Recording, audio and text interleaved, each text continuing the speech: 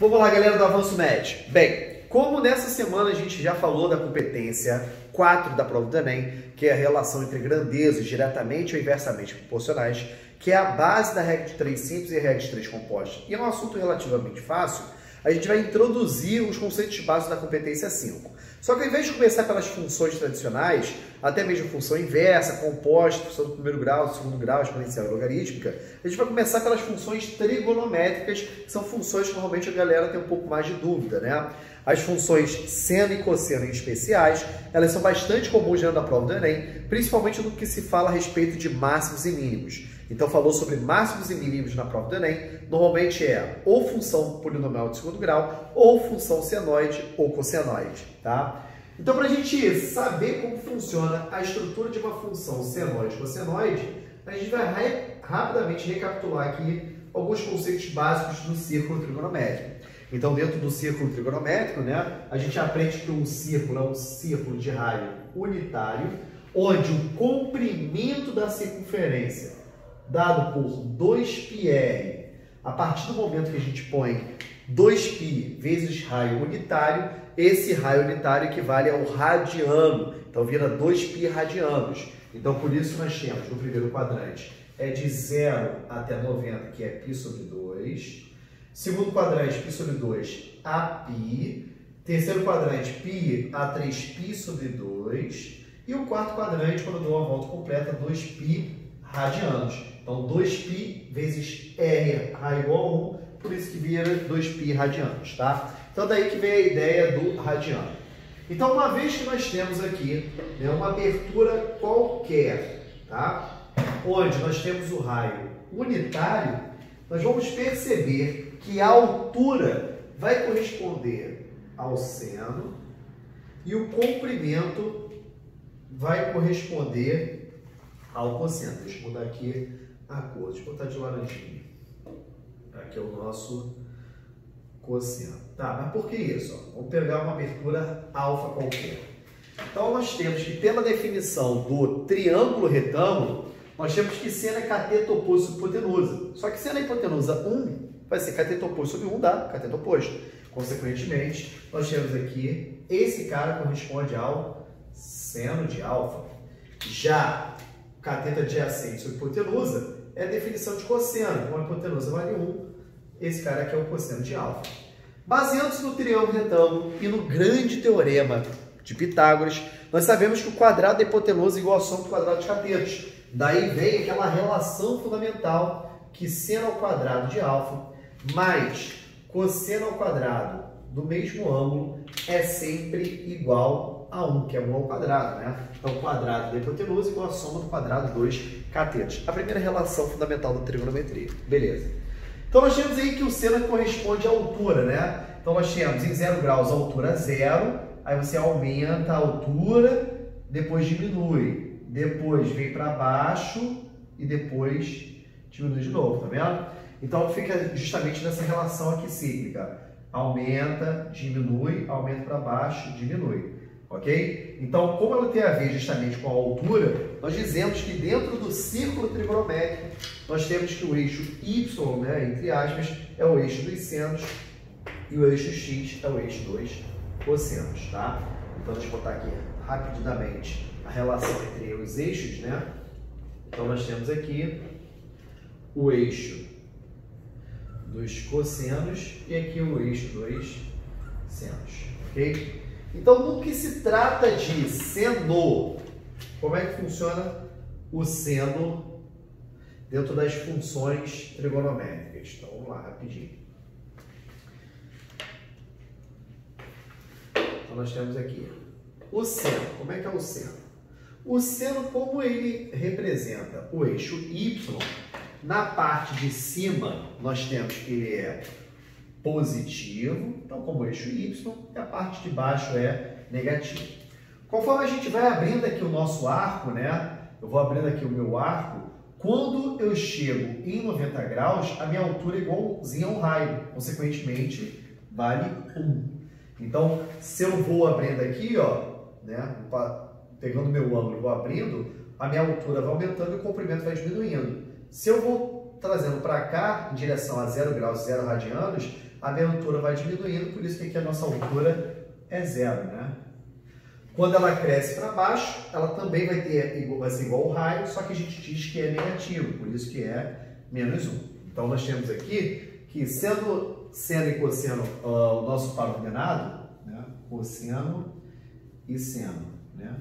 Nós temos que no primeiro quadrante ambos são positivos e no terceiro quadrante ambos são negativos, tal como x e y, né? Aqui nós temos cosseno negativo, seno positivo, e aqui nós temos o contrário, né? Então nós temos, dentro da função senoide, como é que funciona a estrutura da função senoide? Nós temos aí que a chamada função seno, sendo ela y é igual ao seno de x, né? A gente vai estruturar pares ordenados para montar a função básica da função seno. Então, normalmente, nós utilizamos aqui, né, uma tabelinha com os ângulos notáveis do círculo, que são 0, 90, 180, 270 e 360. Seno de 0 é 0, de 90 é 1, 180 é 0, 270 é menos 1, 360 é 0. Tá, mas por que a gente passa de graus para radianos? Preste atenção, galera. Quando a gente abre, né, por exemplo, 30 graus, eu não consigo colocar 30 graus numa reta. É impossível colocar um ângulo numa reta. Só que conforme a gente abre 30 graus, nós andamos em cima do círculo trigonométrico, onde o comprimento total é 2π vezes 1, que é 2π radianos. 30 graus vai ser π sobre 6 radianos, ok? Então, por isso que a gente consegue botar o comprimento numa reta, mas o ângulo a gente não consegue. Por isso que nós transformamos tudo para radianos. Beleza. Então, aqui, deixa eu pegar aqui o pretinho. Ao colocarmos isso dentro do plano cartesiano, né, a gente vai ver aqui, ó, deixa eu espaçar, pá, ficou pequeno aqui. X, Y.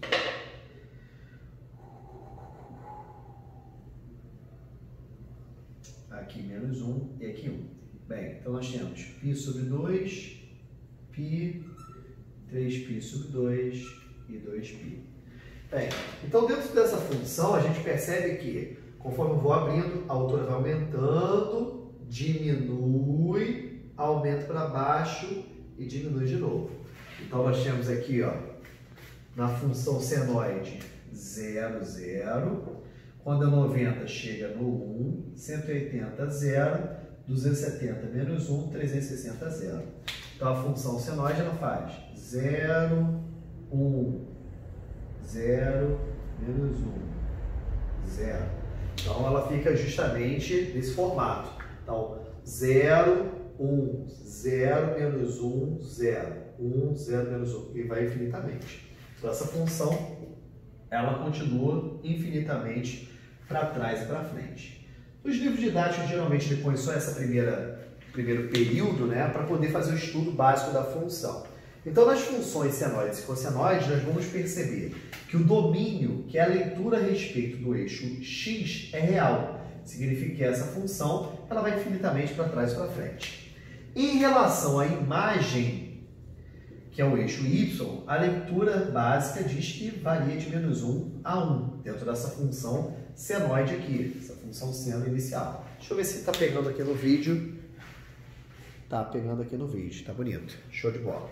E dizemos que o período é igual a 2π. Acho que isso não está pegando no vídeo. Né? Período igual a 2π. Ficou bem... Deixa eu botar um pouquinho mais para cima. Então, nós temos aí que o período é igual a 2π. Que é o intervalo de uma repetição. A cada 360 graus, essa função ela começa a se repetir.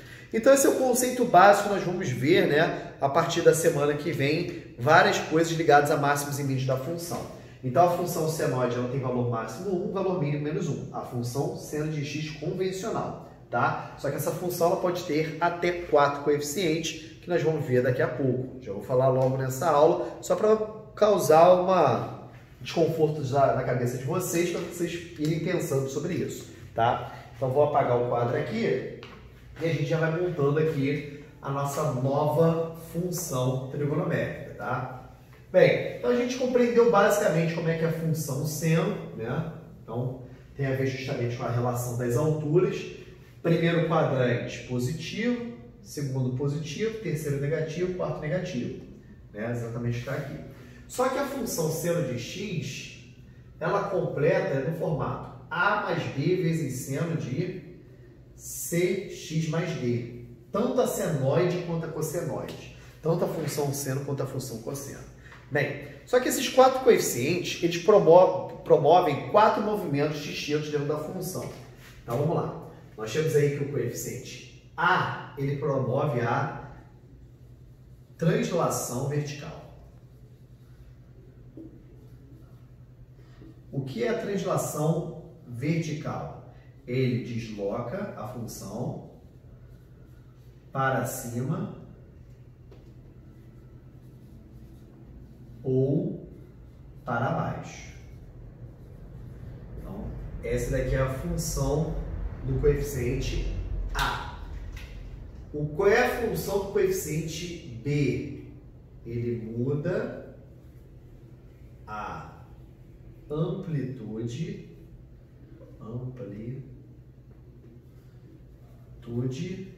vertical. Ou seja, ele estica e encolhe a função. Nós temos aí que esses dois coeficientes, eles mudam a imagem diretamente. Ou seja, o eixo Y. E esses dois aqui mudam o domínio, que é o eixo X. O que o coeficiente C faz? Ele muda o período. O que é o período? É a amplitude horizontal. Então, ele estica e encolhe assim. E o D, juntamente com o C, que a gente chama de menos D sobre C, né? Que é como se pegasse isso aqui e igualasse a zero, tá? Ele translada horizontalmente. Translação horizontal. Ou seja, joga para frente ou para trás. Então, nós temos aqui que a função senoide ela pode ter 4 coeficientes, cada um deles fazendo um determinado movimento. Então, o que faz o coeficiente A? Desloca para cima ou para baixo. O que faz o coeficiente B? Estica ou encolhe. O que o coeficiente C faz? Estica ou encolhe, só que na horizontal. E o D, juntamente com o C, além de esticar e encolher, ele desloca para frente ou para trás. Então, nós temos 1, 2, 3, 4 movimentos, beleza? Então, são os 4 formatos que nós podemos ter aí, todos eles combinados dentro de uma função senoide ou função cossenoide, tá? Beleza.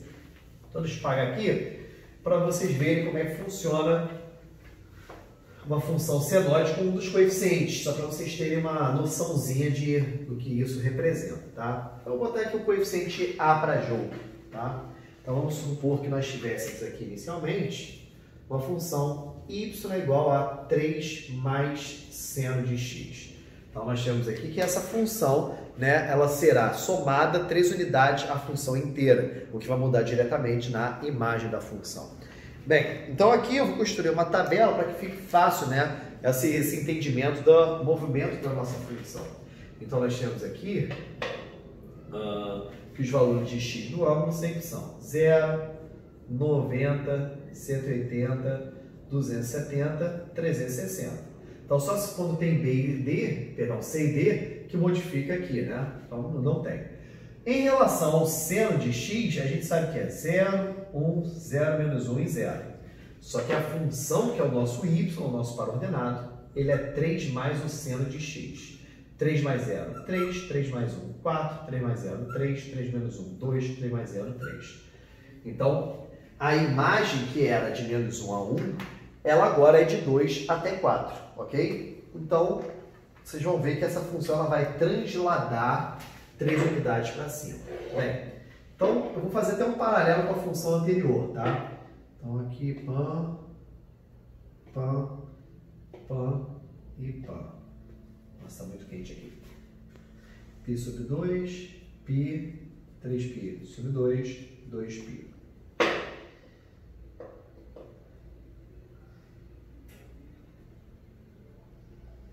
Então, menos 1 e 1. Então, a função senoide que a gente viu, né, no quadro anterior, ela era 0, 1, 0, menos 1 e 0. Então, ela tinha esse formato, né? Então, a partir do momento que eu somei 3 unidades,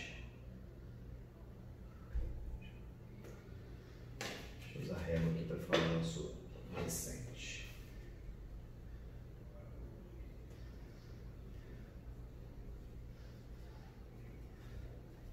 Então, essa função virou 3, 4, 3, 2 e 3. Então, essa função senoide, ela foi transladada 3 unidades para cima. Consequentemente, esse é o nosso novo formato de função. Tá? Obviamente que ela vai para cima, para frente e para trás. Em relação ao domínio e período, a cada 2π continua, né, ela se repetindo e o domínio continua sendo, né, real. A imagem que muda, agora a imagem dessa função, ela é de 2 até 4. Então, o que era anteriormente de menos 1 até 1, então ela foi transladada verticalmente 3 unidades para cima. Então, esse caso específico, né, é o que faz uma modificação sempre na imagem. Então, quando você tem uma função senoide, né, na prova do Enem, o cara fala assim, sabemos que a temperatura de uma cidade é dada pela função seno, 18 mais 12 vezes seno de blá blá blá. Vou botar aqui, sei lá, interrogação, não importa o que tem ali dentro. Aí ele quer saber quais as temperaturas máximas e mínimas do local. Independente do que tem aqui no domínio, a função senoide, ela varia de menos 1 a 1. Uma vez que a gente tenha 12 multiplicado aqui, ela vai mudar a amplitude. Para de menos 12 é 12, multiplico por 12. E ao somarmos 18 unidades, nós vamos ter uma translação vertical, 18 unidades para cima. 18 com menos 12, aqui vai dar 6, e 18 com 12, aqui vai dar 30. Ou seja, se a temperatura da cidade, né, é dado pela função fulano de tal, aqui a temperatura mínima 6, a temperatura máxima 30. Então você define justamente pela relação da imagem. Então nós temos que a função senoide e cossenoide são funções importantíssimas para a prova do Enem, que falam sobre essa relação de máximos e mínimos. Beleza? Deixa eu ver se está pegando aqui tudo direitinho. Tá assim, na boa. Tá? Então, o que eu vou fazer? Na próxima aula, a gente vai ver, né, passo a passo como é que funciona essas funções, tá? Vou mostrar a função senoide e a função cossenoide. Depois vou mostrar até a função tangente, sendo que ela não cai muito no vestibular, a gente vai entender o porquê, ela vai de mais infinito até menos infinito, e vou falar sobre todas as funções, né, do primeiro grau, segundo grau, exponenciais e logaritmos, mesmo que a gente já tenha dado, mas com foco justamente direcionado para a prova do Enem, né? A gente vai tocar em alguns assuntos que também caem bastante dentro da prova da UERJ, né? A gente vai falar sobre os aspectos maximizante e minimizante da função polinomial de segundo grau, e a gente vai tocar essa competência 5 com mais detalhes. Então, diferentemente da competência 4, que é mais rápida, a competência 5 ela tem muito mais detalhes, porque ela trabalha com várias partes da função, beleza? Então, no mais é isso, né? Eu tinha prometido um simuladinho, eu acabei e fiz um simulado de 45 questões das competências 1, 2 e 3, depois vou fazer um novo da competência 4, não sei se eu misturo 4 e 5, põe só da competência 4, beleza? Vamos ver se eu faço uma folhinha de regra de 3 simples composta antes, para que vocês possam treinar também, beleza? No mais é isso. Então, semana que vem a gente começa, né, mesmo essa parte de funções e sistemas lineares, né? Tá até na apostila 4 de vocês, matriz, determinante, sistema linear. Sistema linear, né, é bastante importante na prova do Enem da competência 5 e a gente vai tocando essa parte daí, beleza? Galera, grande beijo e até semana que vem.